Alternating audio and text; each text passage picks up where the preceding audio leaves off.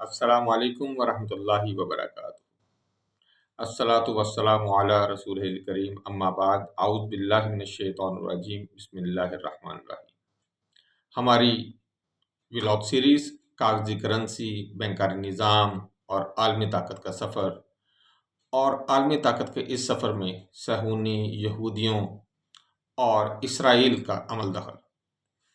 آج ہم قسط نمبر 13 پہ آئے ہیں، اور قسط نمبر 13 میں ہم اس چیز کا ذکر کریں گے کہ اے پیک آپ جانتے ہیں کہ ایک تنظیم ہے جو کہ اسرائیل نے بنائی ہے، جو یہودیوں نے اور صہیونیوں نے بنائی ہے، اور اس کا امریکی سیاست پر قبضہ ہے۔ آئیے ہم اس کا جائزہ لیتے ہیں کہ اے پیک کا امریکی سیاست پر کس طرح قبضہ ہے بھی یا نہیں، کہیں صرف باتیں ہی تو نہیں بنی ہوئی۔ چلے ایک ایک کر کے ہم تمام چیزوں کا جائزہ لیتے ہیں۔ آپ جانتے ہیں بچپن سے ہم کچھ کہانیاں سنتے آئے ہیں، یہ میں ان لوگوں سے بات کر رہا ہوں جو تقریباً میری عمر کے ہیں، تو میرے سے جو چھوٹے ہیں شاید انہیں بھی آج کل کچھ ایسی کہانیاں ملی ہوں، لیکن مسئلہ یہ ہے کہ اب ہمارے بعد جو لوگ آئے ہیں، جو جوان ہیں، تو ان کا دور جو ہے وہ اے آئی سے اور کمپیوٹر سے، موبائلوں کے ساتھ کیونکہ جڑا ہوا ہے، تو کہانیاں انہوں نے ذرا کم ہی پڑھی ہوں گی۔ ہم نے تو طلسم ہوشربا، عمر و یار، عمران سیریز اور فاروق فرزانہ، انسپیکٹر اشتیاق اور کامران، اس طرح کی ہم نے بہت ساری کہانیاں اور بہت سارے سلسلے پڑھے تھے۔ کہنے کا مطلب یہ ہے کہ ان تمام میں ایک چیز جو ہم نے پڑھی تھی وہ تھی کہ کسی بھی جن یا کسی بھی دیو کا جو جسے ہم کہتے ہیں جان ہوتی تھی، وہ یا کسی چڑیا میں ہوتی تھی یا کسی طوطے میں ہوتی تھی۔ تو same is the case with America کی جان اور امریکہ کی جو ساری بادشاہت ہے اور سارا دبدبہ، سارا روب جو ہے وہ کس چڑیا میں ہے؟ تو اس چڑیا یا اس طوطے کا نام ہے اسرائیل۔ اور اس طوطے یا اس چڑیا کا جو جان ہے، آگے اس کی جو جان ہے وہ ہے اے پیک۔ دنیا کی سب سے بڑی جمہوریت کہلانے والا امریکہ در حقیقت ایک مخصوص لابی کے زیر اثر ہے، اور اس لابی کا نام ہے اے پیک، یعنی کہ AIPAC۔ یہ ایک ایسی لابی کا نام ہے جس کو میں تھوڑا سا آپ کو ذرا بتا دوں کہ یہ امریکن اسرائیل پبلک افیئرز کمیٹی کے نام سے ہے۔ دوبارہ بتاتا ہوں آپ کو، امریکن اسرائیل پبلک افیئر کمیٹی۔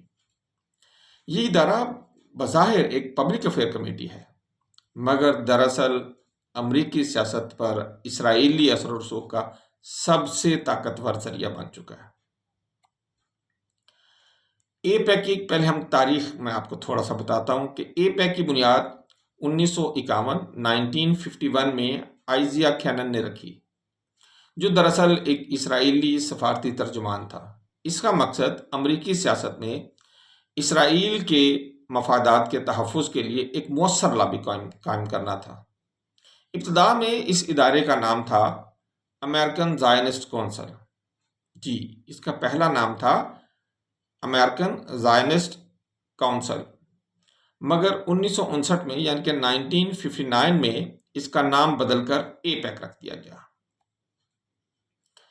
اب ہم بات کرتے ہیں کہ اس کا طریقہ کار کیا تھا اور اس نے اپنا اثر و رسوخ کس طرح قائم کیا ہوا ہے۔ اے پیک کی طاقت کا اصل ذریعہ اس کے مالی وسائل ہیں۔ امریکہ کے یہودی سرمایہ کار جو ہیں، صہیونی سرمایہ کار جو ہیں، اور کارپوریٹ ڈونرز جن کے کاروبار ہیں میڈیا، بینکنگ اور ہالی ووڈ جیسے جو طاقتور شعبوں میں پھیلے ہوئے ہیں، یہ بڑے پیمانے پر اے پیک کو فنڈ کرتے ہیں۔ یہ فنڈ بعد میں امریکی سینیٹرز اور کانگریس اراکین کی انتخابی مہموں میں استعمال کیے جاتے ہیں۔ اور شرط اس کے پیچھے کیا ہوتی ہے؟ اس شرط پر کہ یہ کانگریس مین یا یہ سینیٹرز جو ہیں، یہ اسرائیل نواز جو پالیسیز ہیں، یہ ان کو ٹو کرے گا، ان کو آگے لے کے چلیں گے، اور اسرائیل کے مخالف اگر کوئی لا بنانے کی کوشش کی جائے گی یا کوئی سرگرمی کی جائے گی، کوئی بھی ایکشن لیا جائے گا اسرائیل کے خلاف، تو یہ لوگ اس چیز کو روکیں گے۔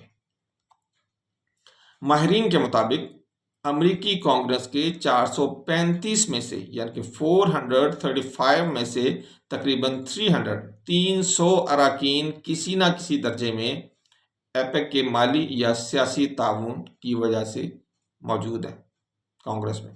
اندازہ کیجئے گا 435 میں سے 300 ارکان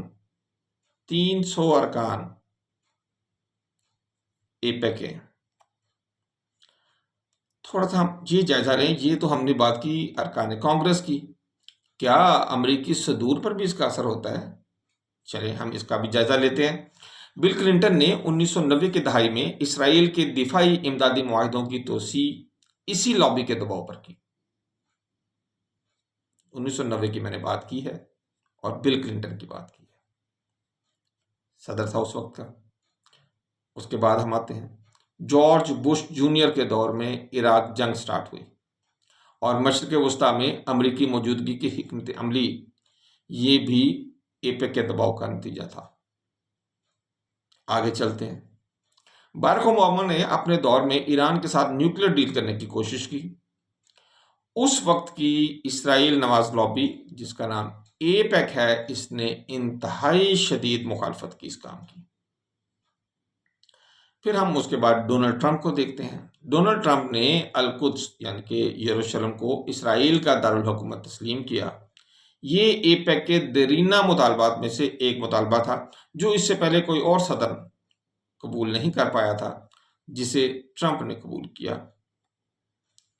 اب ہم بات کرتے ہیں میڈیا، تھنک ٹینکس اور پالیسی نیٹ ورکس کی. ایپیک اگر آپ دیکھیں تو یہ صرف سیاسی لابی نہیں ہے بلکہ ایک پالیسی نیٹ ورک بھی ہے.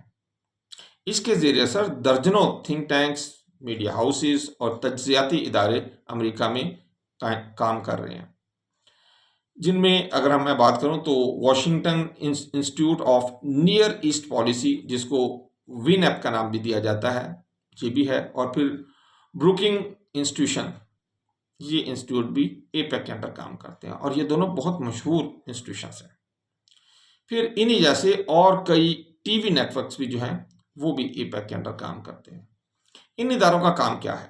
ان اداروں کا کام یہ ہے کہ یہ امریکی عوام کو اسرائیل نواز بیانیہ فراہم کرتے ہیں، فلسطین مخالف جذبات کو فروغ دیتے ہیں اور مشرق وسطیٰ میں امریکی مداخلت کو جمہوریت کے نام پر جائز قرار دیتے ہیں. اور جو فلسطینیوں پر ظلم کیا جا رہا ہے وہ بجائے اس کے کہ اس میں فلسطینیوں کو مظلوم کوئی بندہ کہہ دے، یہ الٹا ان کو دہشت گرد اور اسی طرح کے مختلف قسم کے جو فضول قسم کے القابات ہیں ان سے جو ہے وہ ان کو نوازتے ہیں اور عوام میں ان کی جو تصویر ہے وہ ایک دہشت گرد کے طور پر پیش کرتے ہیں. آئیے اب ہم اس چیز کا جائزہ لیتے ہیں کہ ایپیک انتخابی کمپینز میں کیسے اپنا شکنجہ کستا ہے. ایپیک امریکی الیکشن کے دوران امیدواروں کی درجہ بندی جاری کرتا ہے. اندازہ کیجئے گا ذرا، ایپیک امریکی الیکشن کے دوران امیدواروں کی درجہ بندی جاری کرتا ہے. جو امیدوار اسرائیل کے حق میں زیادہ بولتے ہیں ان کے لیے لاکھوں ڈالر کے فنڈز جو ہیں وہ فراہم کیے جاتے ہیں، جبکہ اسرائیل مخالف امیدواروں کو میڈیا بلیک آؤٹ کر دیا جاتا ہے، انہیں فنڈنگ کی کمی کا بھی سامنا کرنا پڑتا ہے. یہی وجہ ہے کہ امریکی سینیٹرز اور صدور عام طور پر اسرائیل پر تنقید کرنے سے گریز کرتے ہیں. اگر ہم نقشہ رزلٹ نکالتے ہیں، نتیجہ نکالتے ہیں ہمارے آج کے ویلاگ کا، تو ایپیک نے امریکی سیاست، میڈیا اور معیشت کے کئی پہلوؤں کو اپنے کنٹرول میں لے رکھا ہے. یہ لابی اس قدر طاقتور ہے کہ واشنگٹن میں کسی بھی قانون، قرارداد یا پالیسی کا پاس ہونا اسرائیلی مفادات سے متصادم نہیں ہو سکتا. اسی اثر و رسوخ نے امریکی خارجہ پالیسی کو مشرق وسطیٰ میں ایک خاص سمت پر قائم کر رکھا ہے. یعنی اگر ہم یہ کہیں کہ اسرائیل کی بقا، توسیع اور برتری کو یقینی بنانا ایپیک کا ہی کام ہے اور یہ اسی کے مرہون منت ہے. ناظرین، یہ تھا ہمارا آج کا 13واں حصہ یا 13ویں ایپیسوڈ تھی. 14ویں ایپیسوڈ میں ہم انشاءاللہ آپ کے ساتھ فردر اس سے آگے بڑھیں گے اور آپ کو یہودیوں، صہیونیوں اور اسرائیل کا دنیا کے مالیاتی نظام کے اوپر جو اثر ہے اس کے اوپر ہم ذکر کریں گے، اور ہم یہ ذکر کریں گے آپ کے ساتھ کہ جتنے بھی آپ کے سامنے سوشل میڈیا کے مختلف ایپس ہیں اور مختلف جو اس وقت میڈیا ہاؤسز ہیں، وہ کس طرح اسرائیل، صہیونیوں اور یہودیوں کے کنٹرول میں ہے۔ تو تب تک کے لیے مجھے اجازت دیجیے گا۔ اللہ حافظ۔ السلام علیکم ورحمۃ اللہ وبرکاتہ۔